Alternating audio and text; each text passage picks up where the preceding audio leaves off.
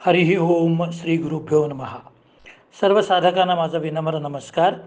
साधको, ग्रंथराज दासबोधामधला 7व्या दशकातला 9वा समास आपण आता पाहणार आहोत. 8व्या समासाच्या शेवटी श्रोत्याने प्रश्न विचारलेला आहे की श्रवण कुणाचं करावं, कसं करावं, ग्रंथ कोणते वाचावेत याच्याबद्दल मार्गदर्शन करायला समर्थांना श्रोत्याने विचारलेलं आहे. तेव्हा त्याचं उत्तर आता समर्थ देत आहेत. त्यांनी सांगितलंय, आता श्रवण कैसे करावे तेही सांगिजेल अघवे, श्रोता अवधान द्यावे एकचित्ते. एक वक्तृत्व श्रवणी पडे, तेने जाले समाधान मोडे, केला निश्चय विघडे अकस्मात. ते व्यगतत्व त्यागावे, ते माईक स्वभावे, जेथे निश्चयाच्या नावे शून्याकार. एका ग्रंथे निश्चय केला, तो दुज्याने उडविला, तेने संतोषीची वाढला जन्मभरी. जेथे संशय तृप्ती, होय शंका निवृत्ती, अद्वैत ग्रंथ परमार्थी श्रवण करावे.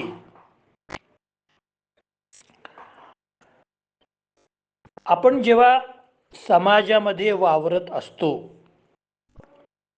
तेव्हा आपल्याला समाज सर्व बाह्य अंगाने पाहत असतो किंवा आपल्या बाह्य अंगाचा विचार करत असतो.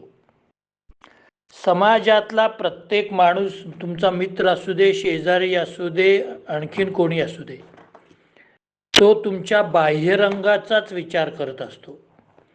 हा दिसतो कसा, शर्ट कुठला घालतो, पॅन्ट कुठली घालतो, ह्याच्या केसाचं वळण कसं आहे, फार फार तर ह्याचा स्वभाव कसा आहे. परंतु अंतरंगाचा ठाव घेणारे जे साधू आहेत, तुमचं अंतरंग स्वच्छ आणि निर्मळ व्हावं यासाठी धडपड करणारे, याचा ध्यास घेणारे साधू आहेत, त्यांचं प्रवचन ऐकावं. हा पहिला क्रायटेरिया किंवा पहिलं स्टँडर्ड किंवा पहिला मुद्दा समर्थाने सांगितलेला आहे. दुसरं, जो केवळ वक्ता नाही, परंतु ज्याला अध्यात्माबद्दलचा अभ्यास आहे,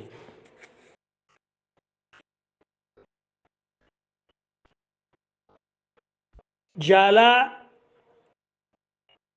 कळकळ आहे की समोरच्या श्रोत्याला आपलं वक्तव्य समजलं पाहिजे, त्याचं प्रवचन ऐकावं. उगीच कोणीतरी काहीतरी चौकात किंवा देवळात बसून काहीतरी भंपक सांगायला लागलेलं आहे, अभ्यासाची खोली नाही, उगीच कुठले तरी 2 अभंग घेऊन त्याच्याबद्दल असंबद्ध बोलायला लागलेला आहे, अशा श्रोत्याला त्याज्य करावे. अशा श्रोत्याचं, अशा वक्त्याचं भाषण ऐकू नये.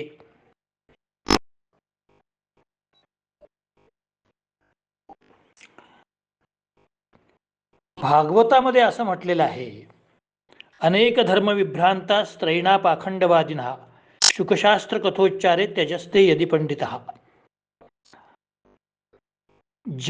जो अनेक प्रकारचा विचार करून भ्रमिष्ट झालेला आहे, ज्याच्या मनामध्ये संभ्रम निर्माण आहेत, अनेक विकल्प आहेत, जो स्त्री लंपट आहे, स्त्रैणः, जो पाखंडी आहे, पापाचे खंड करणारा म्हणजे पाखंडी. पाखंडी याचा अर्थ काय? जो पापाचे खंड करतो, ढीगभर पाप करतो तो. त्यानंतर ज्याचं वक्तृत्व चांगलं नाही आहे, कथोच्चारे, तो जरी पंडित असला, अनेक पुस्तकं ग्रंथ वाचलेला असला तरी त्याचं भाषण ऐकू नये, त्याचं प्रवचन ऐकू नये. परंतु ज्याने अनेक ग्रंथ वाचलेले आहेत, ज्याने स्वतः अनेक प्रवचनं ऐकलेली आहेत, ज्याचं ज्ञान निसंशय आहे, जो आपल्याला कन्फ्यूज करत नाही, जो आपल्या शंकांचं निरसन करायला समर्थ आहे, त्याचं प्रवचन ऐकावं.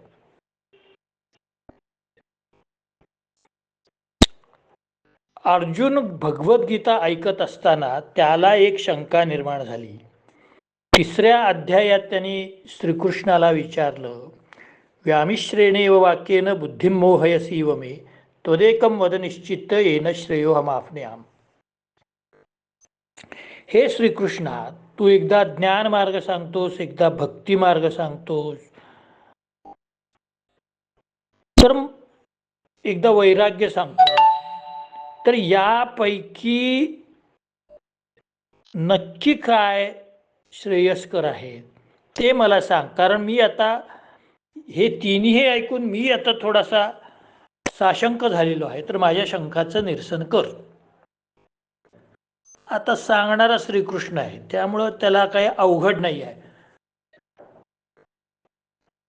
तो परमज्ञानी आहे. परंतु असे जे प्रवचनकार आहेत की ज्यांनी अनेक वर्ष अध्ययन केलेलं आहे, ज्यांना अध्यात्माबद्दलची खोली माहिती आहे, ज्यांना ग्रंथ वाचून त्यातला मतितार्थ कळतो आहे, आणि अनेक ग्रंथ वाचल्यानंतर कोणत्या ग्रंथामध्ये योग्य दिलेलं आहे आणि कोणते ग्रंथ केवळ पानं वाढवण्यासाठी लिहिलेले आहेत, हे ज्या वाचकाला कळतं असा तो वाचक आहे. आणि अनेक ग्रंथांचं सार काढून तो तुमच्या पुढं ठेवतोय, जसे संत करतात, जसा हा दासबोध आहे, तशा प्रकारचं प्रवचन ऐकावं. म्हणजे जो श्रोत्यांची नाडी अचूक पकडणारा आहे, जो वक्ता. आता प्रवचन करताना मला सुद्धा काही वेळा ग्रामीण भागात जावं लागतं. अगदी एखाद्या खेडेगावात जेव्हा काही प्रवचन 3 दिवसाचं किंवा भागवत सप्ताह करायचा असतो, त्यावेळेला त्यांना शेती, बैल, गाय, गुरं, वासरू, पिकं, आकाश, ढग, हे उदाहरणं, ही यातली उदाहरणं द्यावी लागतात. म्हणजे त्या ग्रामीण भागातल्या लोकांना ते कळतं लगेच. शहरी भागात आल्यानंतर mobile, car, air condition, duty, target, अशी उदाहरणं द्यावी लागतात. तालुक्याच्या ठिकाणी दोन्ही प्रकारची उदाहरणं द्यावी लागतात. जसा समोरचा प्रेक्षक वर्ग असेल तसं आपल्याला त्यांना रुचेल असंच बोलावं लागतं. बोललेलं खरंच असतं, त्यात चुकीचं काही नसतं, पण ती उदाहरणं तशी द्यावी लागतात.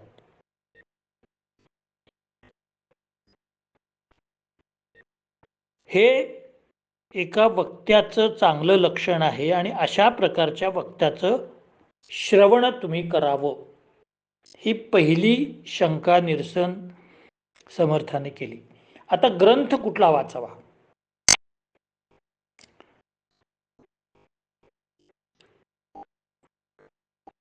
ग्रंथ दोष आणि ग्रंथ गुण काही सांगितलेले आहेत. ग्रंथांचे दोष कुठले? अव्याप्ती, म्हणजे अतिशय शॉर्टमध्ये लिहिलेलं असेल तर. अतिव्याप्ती, म्हणजे विनाकारण भाराभर लिहून ठेवलं असेल तर, याची काही आवश्यकता नाही, मग वाचक कंटाळतो. त्यानंतर अप्रचलित शब्द, म्हणजे जे शब्द कोणालाही माहीत नाहीत अशा प्रकारचे शब्द वापरायचे, मग त्याचा अर्थ कुठेतरी शोधत बसायचा, मग तो लागत नाही, असे शब्द वापरू नये. त्यानंतर असंबद्ध प्रकरण, म्हणजे एक एका विषयाला घेऊन एक प्रकरण सुरू करायचं आणि मध्येच दुसरा विषय त्याच्यामध्ये घुसडायचा, म्हणजे विषयांतर करायचं, हे असे काही ग्रंथदोष सांगितलेले आहेत. आणि ग्रंथ गुण कुठले आहेत की ज्याच्यामध्ये विषय एकत्रित मांडलेला आहे. प्रकरण समूह म्हणजे एका प्रकरण जे घेतलेलं आहे तर त्या प्रकरणावरती, आता वैराग्य घेतले तर वैराग्यावरच सांगायचं,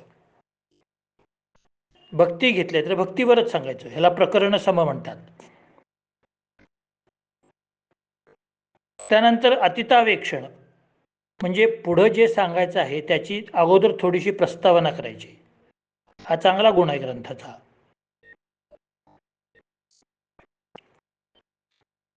त्यानंतर हेत्वर्थ आहे, म्हणजे चांगल्या हेतूने तो ग्रंथ लिहिला असला पाहिजे आणि तो हेतू स्पष्ट झाला पाहिजे. म्हणजे आता आमच्या मेडिकल सायन्समध्ये वरती लिहायचं, मी टायफॉईडची लक्षणं सांगतो, आता खाली मी टायफॉईडची लक्षणं देतो आणि खाली मलेरियाची लक्षणं द्यायची, हा ग्रंथ दोष आहे. किंवा टायफॉईडची लक्षणं द्यायची, त्यातलं एकच लक्षण द्यायचं की बाबा ताप कमी जास्त होतो, 4 दिवसांनी कमी होतो, 2 दिवसांनी कमी होतो, पुन्हा वाढतो, हे एकच लक्षण द्यायचं आणि बाकीची लक्षणं दुसऱ्याच रोगाची द्यायची, हा सुद्धा ग्रंथदोष आहे. तर ग्रंथ कुठला वाचावा याबद्दल मार्गदर्शन करताना समर्थ सांगतायत की जो अद्वैत मतावरती ग्रंथ आधारित आहे तो ग्रंथ वाचावा. जो ग्रंथ स्वतःच शंका निरसन करतो, दुसऱ्याला विचारायची गरजच नाही, म्हणून काही ग्रंथामध्ये परिशिष्ट लिहिलेलं असतं. आता माझं श्रीमद भागवत महापुराण कथा आणि तत्वबोध हे मी लिहिलेलं एक पुस्तक आहे, जे बऱ्याच जणांनी वाचलेलं आहे. त्याच्यामध्ये शेवटी मी परिशिष्ट दिले, त्याच्यामध्ये ती प्रत्येक व्यक्तीबद्दल एक एक दोन दोन वाक्य लिहिले. आता युयुत्सव हा कोण होता ते दिलेलं आहे. युयुत्सव हा धृतराष्ट्राचा दासीपुत्र होता, तो धृतराष्ट्रापासून झाला होता. अशा अनेक सात्यकी कोण आहे असं मी शेवटी परिशिष्टात दिलेलं आहे की वाचणाऱ्याला शंका नको, कारण ही नावं फारशी ऐकण्यात येत नाहीत. त्यानंतर 4 पुरुषार्थ कोणते, एक अक्षौहिणी सैन्य म्हणजे किती, चतुरंग सेना म्हणजे किती, हे याची पण व्याख्या मी शेवटी दिलेली आहे. म्हणजे ग्रंथ हा स्वतः शंका निरसन करणारा असला पाहिजे, तो अद्वैत मताचा पुरस्कर्ता असला पाहिजे. तो ग्रंथ फार मोठा असू नये की ज्याने कंटाळा येईल, आणि अगदी लहानही असू नये की ज्याने माहितीच कळणार नाही.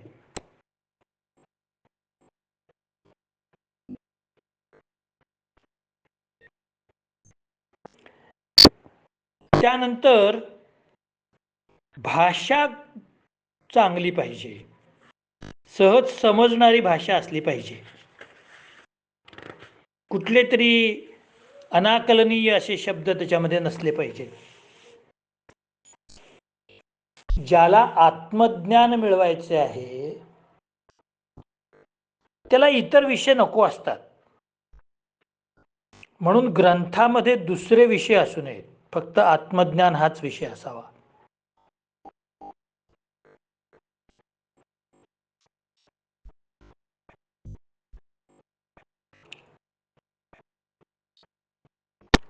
आता एखाद्याने एखाद्या गोष्टीचं व्रत घेतलेलं आहे, त्या व्रतासंबंधी त्याला पुस्तक पाहिजे आहे.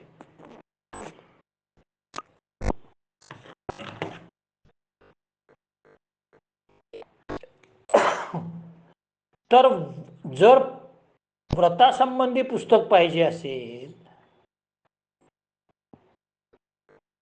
तर त्याच्यामध्ये त्याचीच माहिती पाहिजे, दुसरी माहिती असून उपयोग नाही.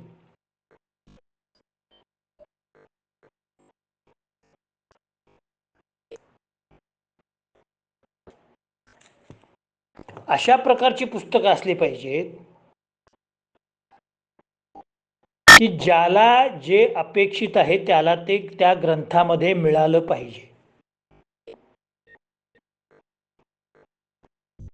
आणि त्या ग्रंथाचं वाचन महाराज ते पण त्यांनी सांगितलंय, किती सूक्ष्मपणाने समर्थाने याचं मार्गदर्शन केलंय बघा.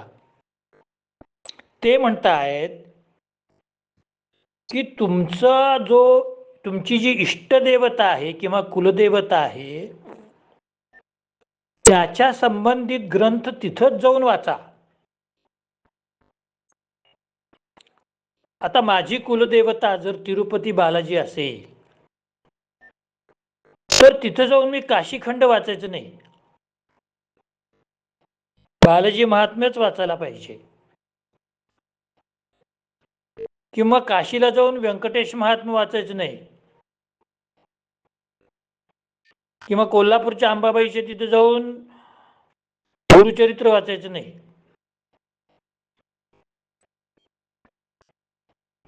याचा अर्थ काय होतो, जे क्षेत्र आहे त्या क्षेत्राप्रमाणेच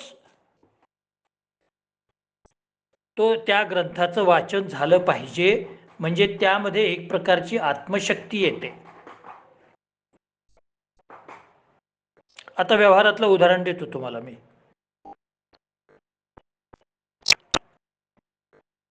आपल्याला जर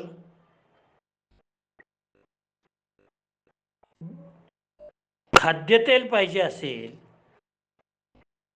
तर आपण हार्डवेअरच्या दुकानात जाऊन काय उपयोग आहे का? नाही, तिथं मिळणार नाही. किंवा आपल्याला पेढे आणायचे असतील तर फर्निचरच्या दुकानात जाऊन काय उपयोग आहे का? नाही. ज्याचं त्याचं स्थान हे ठरलेलं आहे आणि त्याच पद्धतीने ग्रंथाचं सुद्धा वाचन व्हायला पाहिजे. दुसरं उदाहरण देतो. प्रयोगशाळेमध्ये ऑक्सिजन तयार करायचं आहे. KClO3 plus MnO2 gives rise to 3O2 वगैरे ते आहे. प्रयोगशाळेमध्ये जर ऑक्सिजन तयार करायचं असेल तर बायोलॉजी लॅबोरेटरीत जाऊन काय उपयोग आहे का? तिथं तर ते बेडूक कापायचं वगैरे तेच असणार ना. प्रत्येक गोष्टीचं स्थान हे जसं ठरलेलं आहे तसं समर्थांच्या मतानुसार ज्या क्षेत्रामध्ये तीच पोथी वाचायला पाहिजे. सज्जनगडावर जाऊन तिथं दासबोध वाचला तर ते अधिक चांगलं दिसेल, किंवा रामायण वाचलं तर ते चांगलं दिसेल.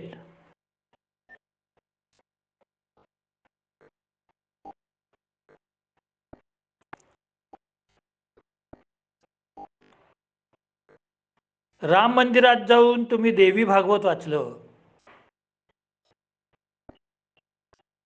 तर कसं होणार? किंवा काळभैरवाच्या मंदिरामध्ये जाऊन देवी भागवत वाचलं तर ते चुकीचं दिसतं ना. असंच त्याने सांगितलेलं आहे की वाचताना ही खबरदारी घेतली पाहिजे. बरं, वाचलेलं नुसतं डोळ्यापर्यंतच ठेवायचं नाही आहे. ते अद्वैत ग्रंथाचं आत्मज्ञान आहे ते डोळ्यातून मेंदूपर्यंत जायला पाहिजे, तर त्याला वाचणं म्हणतात.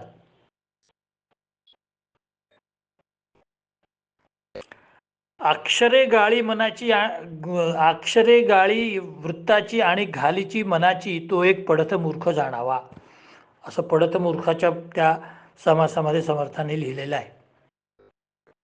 काय नाही, उगीच नुसते त्या अक्षरावरनं डोळे फिरवायचे, त्याला वाचन म्हणत नाहीत. तुम्ही स्वतःचीच फसवणूक करून घेताय. तुम्ही जे वाचता आहात त्यातून तुम्हाला भक्तीचा उदय झाला पाहिजे, परमार्थाची जाणीव व्हायला पाहिजे, परमार्थाबद्दल आकर्षण निर्माण व्हायला पाहिजे, परमार्थ मी करीन असं धैर्य उत्पन्न व्हायला पाहिजे, चांगली बुद्धी मिळायला पाहिजे, परोपकार करण्याची वृत्ती निर्माण झाली पाहिजे, तुमच्या अनुष्ठानाला बळ मिळायला पाहिजे.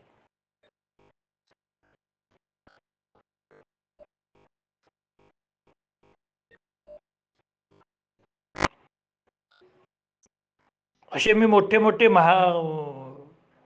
विद्वान बघितलेले आहेत. हातात मोठे ग्रंथ असतात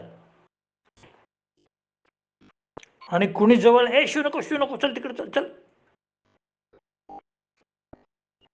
आणि तोंडामध्ये काहीतरी अपशब्द वापरतात. काय उपयोग आहे त्याचा? ग्रंथाचं मूल्यमापन केवळ साहित्यावर किंवा व्याकरणावर करायचं नाहीये महाराज.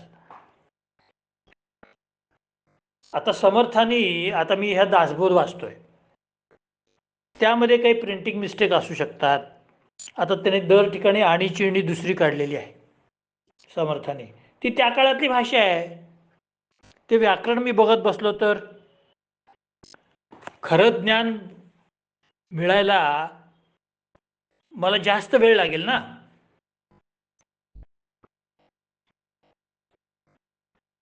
आता प्रबंध च्याऐवजी प्रबंध असं लिहितात समर्थ, झालीच्या ऐवजी जाली लिहितात. मग ते व्याकरणातल्या म्हणजे जो फरक आहे त्या काळातलं व्याकरण आणि आत्ताच्या काळातलं व्याकरण, ह्याचा विचार करत बसायचा आहे का? नाही. तुम्हाला अर्थ कळलाय ना, जाली काय आणि झाली काय, तेवढंच बघायचं. ती प्राकृत भाषा आहे. ज्ञानेश्वर माऊलींच्या मध्ये उकार खूप आहेत. ज्ञानेश्वरीमध्ये परेशू,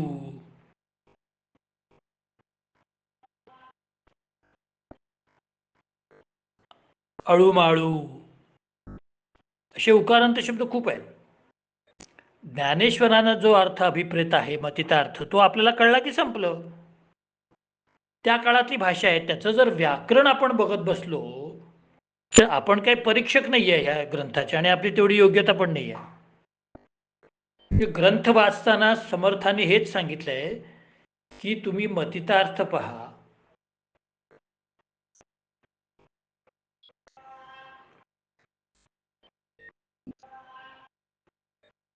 एखाद्या व्याकरणाचा प्राध्यापक असेल तर तो व्याकरण बघेल.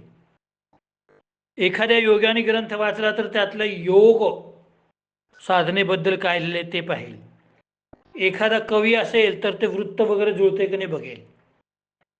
पण जो खरोखरी विद्वान साधक असेल तो ग्रंथाचा मतितार्थ बघेल, आणि मग त्यामध्ये जे काही अद्वैत तत्वज्ञान आहे, जो आत्मज्ञानाकडे जाण्याचा मार्ग आहे, तो बघेल.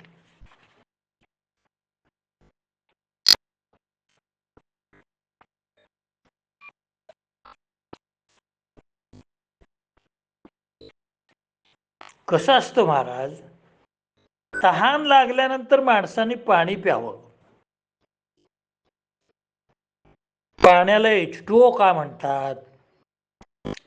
समजा तुम्ही एका माणसाला पाणी मागितलं, प्रचंड तहान लागले, तुम्ही उन्हात आलेले आहात, तो तुम्हाला सांगायला लागला, हे बघ राजा, हे जे पाणी आहे की नाही, त्याच्या हातात ग्लास आहे, त्याच्यात पाणी आहे, हे पाणी आहे की नाही, याच्यामध्ये हायड्रोजनचे 2 मॉलिक्यूल असतात, ऑक्सिजनचा 1 मॉलिक्यूल असतो. ते प्रयोगशाळेत KClO3+MnO2 ह्या फॉर्म्युलाप्रमाणे तयार करतात. मग त्याच्यामध्ये बीकर असतो, एक बेंडेड हे असतो, तिथं खाली बर्नर लावतात. मग याला एवढा वेळ लागतो. बेशुद्ध पडेल की तो तहान लागलेला एवढा ऐकेपर्यंत. ते कशाला पाहिजे? आता त्याला तहान लागली, पाणी द्या आणि गप बसा. तसं आत्मज्ञानाची तहान असेल, आत्मज्ञानाची तहान असेल तर त्या ग्रंथामधलं व्याकरण, तो शब्दसंग्रह, आणि ते किती नंबरचे, काय नंबर मागं पुढं झालेत का, दीर्घच झाले ते ऱ्हस्वच झाले, कशाला पाहिजे बाकीचं? म्हणजे ते त्या काळातले व्याकरण आहे हे आधी लक्षात घ्यायला पाहिजे, आणि मग त्या समासाचा मतितार्थ लक्षात घ्यायला पाहिजे.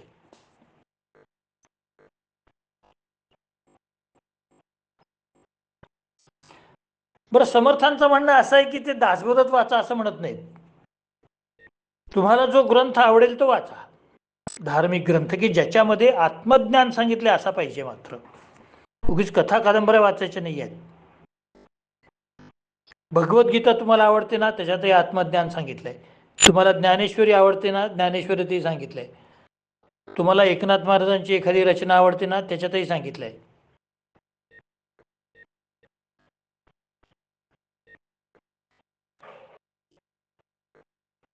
तुकाराम महाराजांच्या अभंगामध्येही सांगितले, ते अभंग वाचा.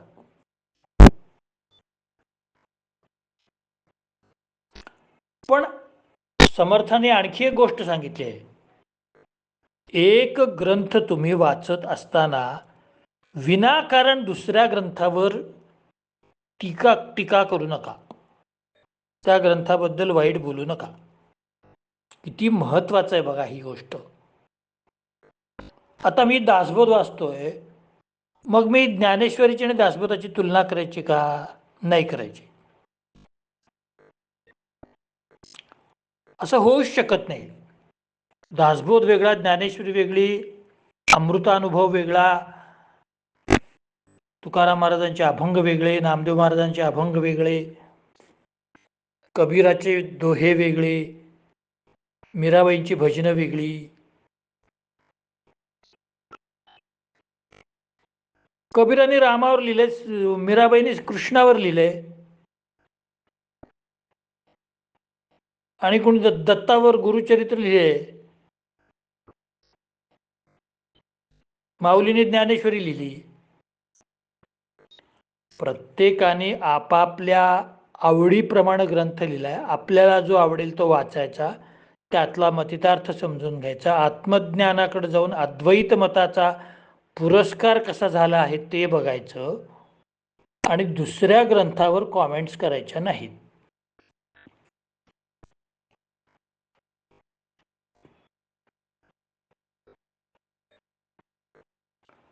आता असो हे बहुत ऐकावा परमार्थ ग्रंथ, परमार्थ ग्रंथे विण व्यर्थ गथा गो, म्हणून नित्य नित्य विचार, जेथे बोलिले सारा सार, तोच ग्रंथ पैल पार. ज्या ग्रंथामध्ये परमार्थाचंच वर्णन आहे, जो आत्मज्ञानाच्या दृष्टीने उपयोगी पडतो, तोच ग्रंथ आपला मानावा. बाकीच्या ग्रंथांचा आत्मज्ञानासाठी जर फारसा उपयोग नसेल तर ते बाजूला ठेवावेत. आणि शेवटी ते सांगतायत, ज्या ग्रंथामध्ये विद्या म्हणजे काय, अविद्या म्हणजे काय, शाश्वत काय, अशाश्वत काय, सार काय, असार काय, ग्राह्य काय, त्याज्य काय, कोणती वस्तू ग्रहण करावी, कोणती घेऊ नये, विचार कसा करावा, अद्वैत म्हणजे काय, परमार्थाची वाट कशी आहे, या गोष्टींचा उहापोह केलेलाच ग्रंथ वाचावा. त्या ग्रंथाचं परिशीलन करावं. ग्रंथ वाचला, कव्हर घातला आणि कपाटात ठेवून टाकला असं नाही.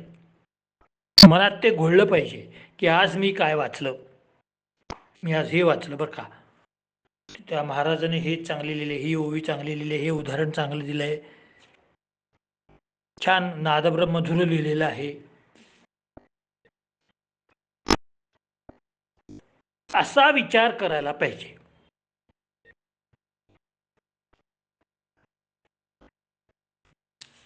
हे श्रवण भक्तीमध्येच त्यांनी लिहिलेलं आहे.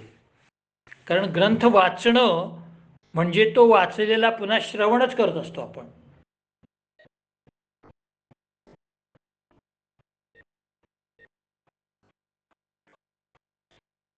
या ठिकाणी श्रवण निरूपण हा 9वा समास संपलेला आहे. आता 7व्या दशकातला देहांत निरूपण आपण उद्या पाहणार आहोत. दासबोध अजून साधारण 1 महिना वगैरे, 1-1.5 महिना म्हणजे चातुर्मास संपेपर्यंत होईल. त्यानंतर मी ज्ञानेश्वरीचं पारायण करायचा विचार करणार होतो, पण आता ते मी रद्द करतोय. आणि आता काही दिवस यूट्यूबवर हे येईल, त्यानंतर मात्र नुसता ऑडिओ येईल. ह्याचा यूट्यूबवरती येणार नाही. ठराविक ग्रुपला हा ऑडिओ पाठवण्यात येईल. कारण दुर्दैवाने जेवढे सबस्क्राईब व्हायला पाहिजे तेवढे झालेले नाही आहेत.